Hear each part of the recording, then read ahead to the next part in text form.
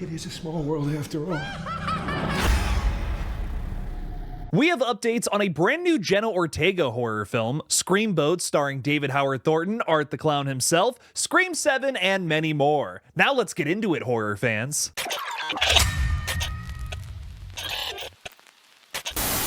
Hey everybody, I'm KillJoy Jake, and instead of having friends, I have horror movies. Kicking off today's update video is a brand new look at Jenna Ortega's psychological thriller, Hurry Up Tomorrow. Ortega describes the project as an experimental telling of what it means to be an artist who is changing, evolving, managing their past while trying not to fear the unknown. What a mental block can do to one's sense of self. The title of this one might sound familiar, as it's also the same name as The Weeknd's brand new album. Abel Tesfaye, which yes is the name of The Weeknd, he was not born with that super cool name. I thought otherwise. He also stars in this movie as well as co-wrote it. I do want to note, however, in the Bloody Disgusting article that I'm using for today's video, I don't want to sound like a snob, but technically they're incorrect about this being his feature film debut. The first time I remember seeing him in a feature film was the Safdie Brothers Uncut Gems, where Adam Sandler punches him in the face. Nothing happened.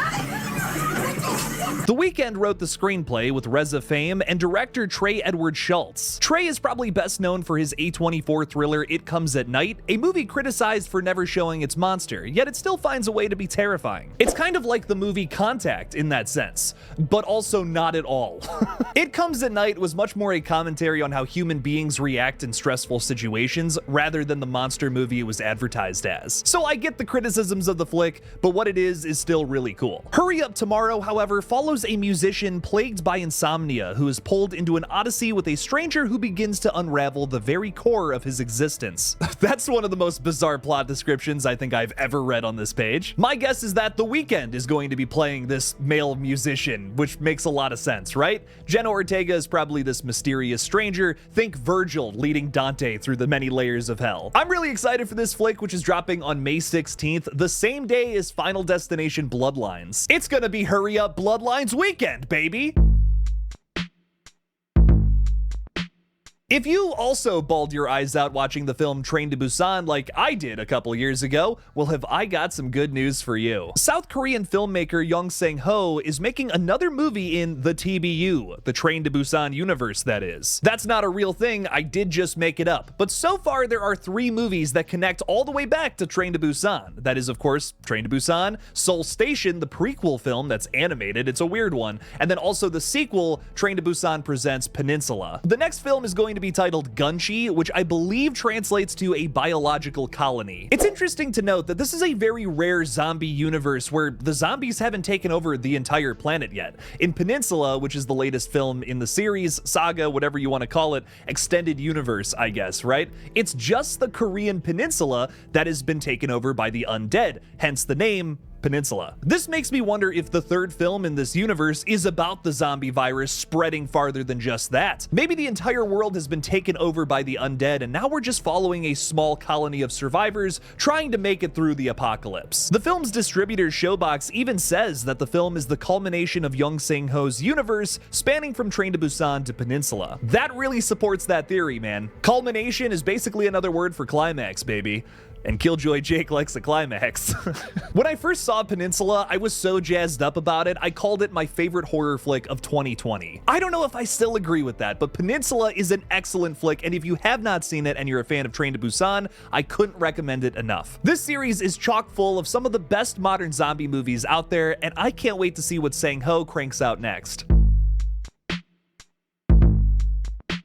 The zombies are taking over this video because now we have a big Resident Evil movie update. Zach Krager, one of the latest comedians to go through the horror director pipeline, was recently announced to tackle the new Resident Evil film. This news came in the wake of his successful 2022 feature Barbarian that took the world of horror by storm. His next film Weapons drops at the top of next year, and I have heard some really good things about it through the grapevine. I am highly anticipating it. I think January of 2026 is going to be yet another great time for horror. which is crazy to say. January used to be Hollywood's dump month, and now it feels like every year we have a new bangin' horror movie coming out during this time period. Krager now has 2 films releasing in 2026, as his Resident Evil adaptation will drop on September 18th of 2026, just 6 days before my birthday. Not that you care, but it matters to me. On a very weird personal note, almost every year that I have done this page, I have had a really good movie come out around my birthday, so I have a lot of weird faith in this movie in particular. And that's not just because I'm a huge Resident Evil fan. Zach Krager's Resident Evil is said to take the title back to the horror roots and be more faithful to the initial games. Krager even told Deadline, "I've been a rabid fan of these games for decades, and to be able to bring this amazing title to life is a true honor." Now, I do want to make a big note that Resident Evil has tried to reboot itself a couple times this decade. After the Paul W.S. Anderson series, which made like billions of dollars, wrapped up, they tried to do something else. The latest thing was that Netflix show that bombed hard and just wasn't very good in my opinion, even though it did feature the late Lance Reddick. That's the one positive thing I can say about that show. There was another movie though that came out in 2021 from Johannes Roberts, subtitled Welcome to Raccoon City, and we kind of have to talk about it to get into what Krager's vision is probably going to be. That film tried to adapt the story of both the first and second video games at the same time, and it kind of resulted in a slightly overcomplicated product. It sounds like Krager's movie is taking a similar approach, but maybe something simpler. I hope he focuses on adapting just one film at a time to the screen. That's gonna be the best way to relaunch this series in my opinion. I really think that Krager would make an excellent adaptation of the first Resident Evil game, based on some of the same story elements in Barbarian. That game follows a bunch of STARS agents who are exploring the Spencer Mansion and finding all of these hidden rooms and, well, hidden basements. Does that sound familiar? I would be shocked if he's not adapting the first game here, based on what we know from Barbarian. That would be simply perfect for the guy, and it's kind of what I'm expecting in September of 2026.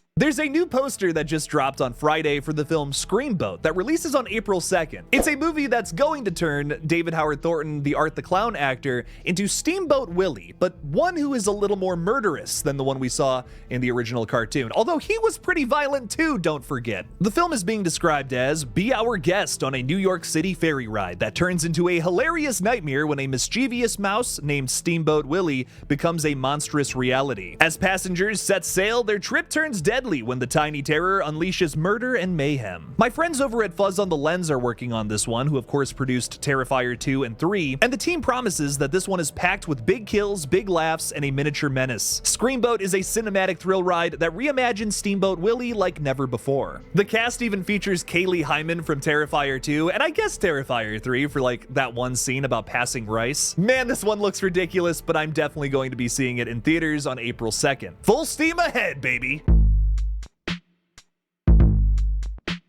There's been a ton of sporadic Scream 7 updates throughout this past week that I want to cover that I just didn't really feel like I should make a whole video on here, but first I want to dissect a brand new Five Nights at Freddy's 2 update that I think Scream fans will be interested in. Skeet Ulrich, Billy Loomis himself, has joined the cast of the sequel, playing Henry Emily, best known as the Cassette Man in the video games. Him and William Afton, played by Matthew Lillard in the movie, were the founders of Fredbear's Family Diner, and he even helped build the original animatronics. So Billy and Stu are re-teaming in the Five Nights at Freddy's universe. Technically. I think the relationship between William and Henry is very different than Billy and Stu, considering that I think that William Afton, Matthew Lillard's character, is kind of like the head honcho evil character here, where in the Scream universe it was more so that Stu was following Billy. It's gonna be really interesting to see those roles reversed here. Getting into some Scream talk though, we got our first look at Neve Campbell on set recently from Christopher Okendo. She seems to be rocking a hairstyle similar to the original entry as well. As we've been speculating a lot on the page, I think that Scream 7 is going to go for more of the traditional approach, where Screams 5 and 6 felt a little more modern. Anything that they can do to make Scream 7 feel more like 1 through 4, let's say, I think they're going to do. We also got a behind-the-scenes video of Kevin Williamson directing outside of that main street of Pine Grove, Indiana, which is actually a small town outside of Atlanta. Speaking of filming locations, they're also shooting some of Scream 7 in Covington, Georgia, where Kevin Williamson's show, The Vampire Diaries, was also shot. It's basically Twilight the TV show. My girlfriend loves it. Additionally, some of Scream 2 was also shot here, which I think just adds to the traditional feel of this movie. That's really fun. The most interesting part of this update, however, comes from some behind-the-scenes photos of the cast and crew. While a lot of these pictures just showcase our actors and actresses hanging out behind the scenes, having fun, even grabbing a beer in this shot here, this picture of Anna Camp is giving me major Ghostface vibes. She's on a secluded soundstage somewhere wearing a black leather jacket. That just screams villainess to me. Now, while yes, it totally makes sense to do the Ghostface reveal in some sort of secluded studio just like this, I have heard an interesting rumor that I kind of want to share with you guys today. Now, I don't want to give you the full scoop on this one because, again, I just feel like it's starting to get into spoiler territory here, but I have heard that one of the big Ghostface reveals happens in a location that we've already talked about on this page. Do with that information what you will. There's an element to all of this that I'm not going to disclose in a video here, but I'll tell you what, I think this reveal is going to be super sweet. Before we wrap up today's video, please make sure to subscribe to this page for more horror movie updates like this. I really appreciate your support, and maybe one day we can hit 100,000 subs. Also, please go subscribe to my gaming channel GullGotha for some Dead by Daylight streams and new videos on the way soon. Thank you to everybody who supports both of my pages here on YouTube. Also, I just got the merch store up and running again, and there's some sick Scream-inspired merch there. This bone-colored Wes Carpenter shirt is my personal favorite. I definitely have to pick one up soon. Also, this Chicken Man beanie up here is pretty cool. I'm just saying. Which update from today's video has you the most excited? Let me know down in the comments below. Thank you all again for watching, and as always, don't forget to kill it out there, y'all.